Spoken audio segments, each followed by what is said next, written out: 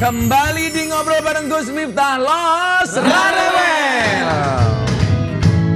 Kang Bima, saya punya sedikit game. Kita main hoak atau fakta. Wah. Jadi saya jawab hoax atau fakta? Ya enggak, nanti isinya apa? Ini hoak atau fakta? Kang Bima jawab hoak atau fakta? Oke. Oke. Hoak atau fakta? Bogor kota angkot. Fakta. Oh, fakta. Jadi Bogor itu go green. Bukan karena tanaman, tapi karena angkot. Hoak atau fakta? Bogor kota ubi. Hoax. Hoax.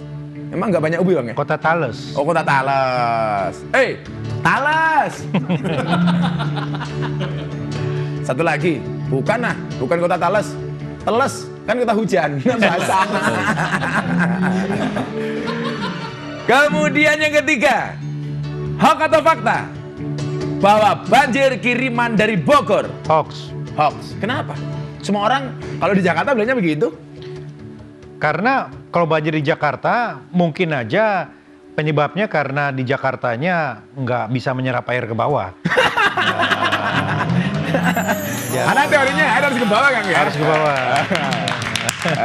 Jangan salahkan yang mengalirkan ya. Iya. Toh, air mengalir dari Bogor ke Jakarta itu bukan karena keputusan wali kota. Tapi Bukan. langsung Allah Subhanahu wa Ta'ala. Iya. Takbilannya Kang, takbilan. Oke, itu hoax atau fakta? Ternyata banjir kiriman dari Bogor itu hoax. Itu dengerinnya hoax. Kang Bima ini kan bapaknya polisi ya? Ya. Polisi. Tapi kenapa Kang Bima milih politik?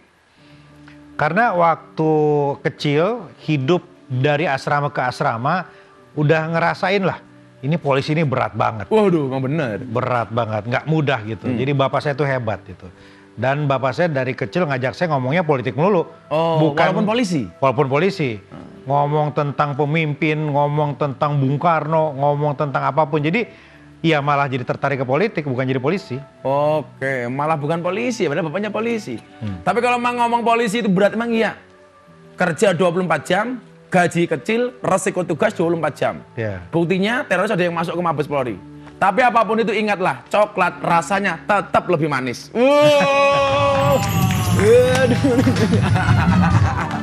Saya punya foto Kang Bima bersepeda. Kita lihat fotonya. Nih dia sama sahabat gue nih, Bro Sahroni. Nah, saya perhatikan Kang Bima kok rajin bersepeda ini. Ini karena tren atau memang karena hobi? Dua-duanya sih. Tadinya saya kan lari, Gus. Oh, tadinya lari. Cuman ya? sekarang ini agak susah nyari teman lari. Lebih gampang nyari teman sepedaan. Itu satu. Terus kedua, sepeda itu kok lebih menghibur ya. Jadi kalau lari itu kita disiksa dari mulai start sampai finish. Begitu finish baru enak. Kalau sepeda itu enak terus ya. Tapi kan sepedaan mahal, Kang. Relatif. Relatif ya? Relatif, tergantung. Paling jauh sampai mana naik sepeda? Saya pernah kemarin baru sepedaan di Aceh. Bus. Waktu itu di Nanggulan di Jogja. Nanggulan, jalur Lunamaya. Oh iya. Tahu juga jalur Lunamaya. Iya. Berarti besok Kang Arya Bima harus ke Jogja. Satu jalur lagi. Apa itu? Jalur Gus Miftah. Kemana tuh? Jadi di daerah Sleman, Iya. itu ketika kita naik ke lokasi yang lain, sepeda harus digendong, Kang. Itu jalurnya Gus Miftah itu. Pakai sarung. Pakai sarung, ya enggak lah, gimana sih? Tapi keren ya. Saya aja nggak nyangka kalau Kang Bima itu tahu jalur Lunamaya. Iya. Berarti sekarang udah nggak suka lari lagi? Lari masih, seminggu kan olahraga 5 kali. Larinya itu 2-3 kali, sisanya naik sepeda. Jadi masih dikombinasi. Oke. Tapi larinya sendiri sekarang. Kenapa, Kang? Iya, merasa lebih aman ya. Karena kalau lari Sampai rame-rame. bikin tagline Bogor kota berlari. Enggak ke situ sih sebenarnya. Berlari itu menggambarkan bahwa ASN Bogor harus cepet. Oh, Gitu. filosofinya seperti itu. Filosofinya begitu, melayani warga itu harus cepet. Kalau saya itu suka jalan daripada suka lari, kan. Kenapa? Kenapa? Karena kalau saya punya masalah, lebih sering cari jalan keluar daripada lari dari masalah. Kenapa? Yang dulu saya sampaikan ke Bang Sandi. Kenapa saya milih jalan daripada lari? Karena hidup tentang perjalanan, bukan tentang pelarian. Alasan. Padahal sebenarnya memang karena gak kuat lari gitu. Untuk apa lari kalau kamu gak ada di depan? Ya, aku ngejar siapa? Saya punya video olahraga lucu, musik SKJ 88. Barangkali Kang Bima ini masih ingat. Kita lihat. Oh iya. Masih ingat kan gerakan ini kan? Ya, sebetulnya ada macam-macam kan. Ini 90-an mungkin. 90-an ya? Kalau waktu saya SD beda lagi, ada SKJ seri 1, seri 2. SD saya tahun 80-an. Lama-lama senam kayak drakor Korea ya, drama Korea. Ada seri 1, seri 2. Kalau ingat masa-masa seperti itu yang paling Kang Bima ingat punya kenangan apa? Masa-masa ini ya, masa-masa di mana persoalan terberat hidup adalah PR matematika. Persis. Ya. Kenapa Kang? Nggak suka matematika. Nggak suka sama.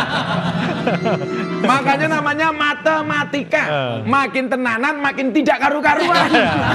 Tenanan itu apa? Sungguh-sungguh. Oh, sungguh-sungguh. Sungguh-sungguh dalam bahasa Jawa. Iya. Sekarang gini Kang, kalau memang Kang Bima tahu SKJ 88, kita challenge yuk. Ayo, Aduh. misal sini misal. Ayo.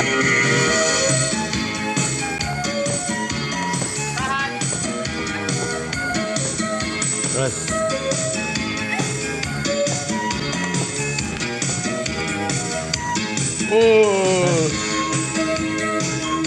Gimana itu?